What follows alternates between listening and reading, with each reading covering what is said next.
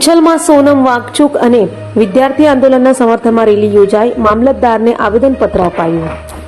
તાપી જિલ્લાના ઉચ્છલ ખાતે સોનમ વાંગચુક અને વિદ્યાર્થીઓના શાંતિપૂર્ણ આંદોલનના સમર્થનમાં ઉચ્છલ તાલુકા આદિવાસી સમાજ સમિતિ અને તાલુકા કોંગ્રેસ સમિતિ દ્વારા સંયુક્ત રીતે રેલીનું આયોજન કરવામાં આવ્યું હતું. રેલી બાદ મામલતદાર સાહેબને આવેદનપત્ર પાઠવી વિદ્યાર્થીઓના પ્રશ્નો અંગે સરકારનું ધ્યાન દોરવામાં આવ્યું. આવેદનપત્રમાં નીટ સહિત વિવિધ સ્પર્ધાત્મક પરીક્ષાઓમાં થયેલા પેપર લીકની નિષ્પક્ષ તપાસ કરવા, વિદ્યાર્થીઓ પર થયેલા પોલીસ બળ પ્રયોગની તપાસ કરી જવાબદારો સામે કાર્યવાહી કરવા તેમજ પરીક્ષા અને શિક્ષણ વ્યવસ્થામાં પારદર્શિતા લાવવા માંગ કરવામાં આવી. આ ઉપરાંત યુવાઓના ભવિષ્યને ધ્યાનમાં રાખી કેન્દ્ર સરકાર વિદ્યાર્થીઓની યોગ્ય માંગણીઓ પર ગંભીરતાથી વિચારણા કરી જરૂરી સુધારા અને પગલાં ભરે તેવી રજૂઆત કરવામાં આવી હતી.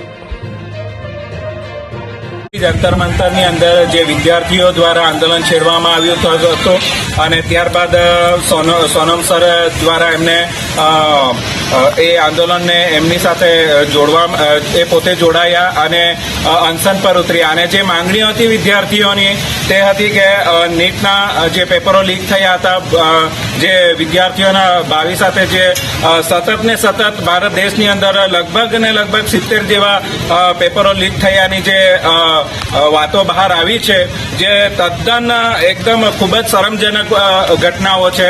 તો જે રીતે વિદ્યાર્થીઓને માંગણીઓ છે, જેની જે ભારત દેશના શિક્ષણ મંત્રી છે ધર્મેન્દ્ર પ્રધાન, એમનું રાજીનામાની માંગણી થાય છે, તે પણ અમે ઉચ્છલ આદિવાસી સમાજ સમિતિ દ્વારા અને ઉચ્છલ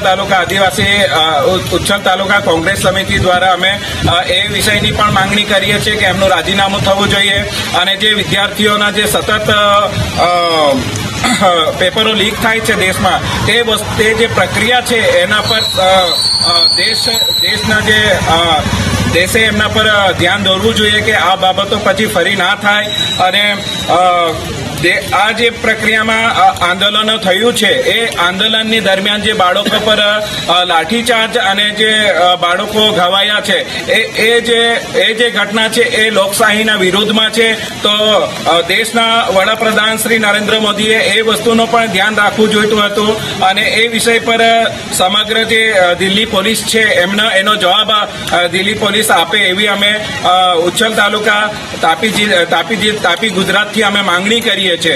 અને ખરેખર એક વાત જો કહેવામાં આવે કે જર્મનીની અંદર જ્યારે હિટલર જ્યાં રાજા તરીકે કે એના રાષ્ટ્રપતિ તરીકે રહ્યો, ત્યારે જ્યાં સુધી જર્મની બરબાદ ના થઈ ગયું ત્યાં સુધી લોકોને હિટલરની જે નીતિ નિયમો હતા એ દેશના હિતમાં જ લાગતા હતા. અને જ્યારે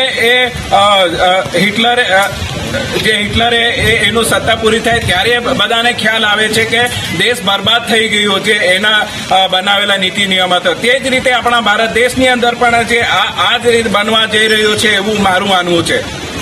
અને જે પણ રાજીનામાની માંગ થઈ છે તે સ્વીકારવું જોઈએ અને બાળકો પર અત્યાચાર લાઠીચાર્જ થયો છે તેનો જવાબ પણ ભારત સરકારે આપવો જોઈએ, દિલ્હી પોલીસે પણ આપવું જોઈએ.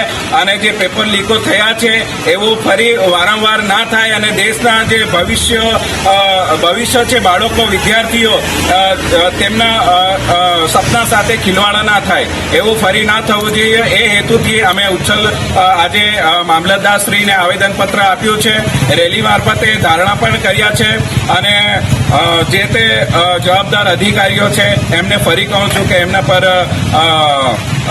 એક્શન લેવામાં આવે.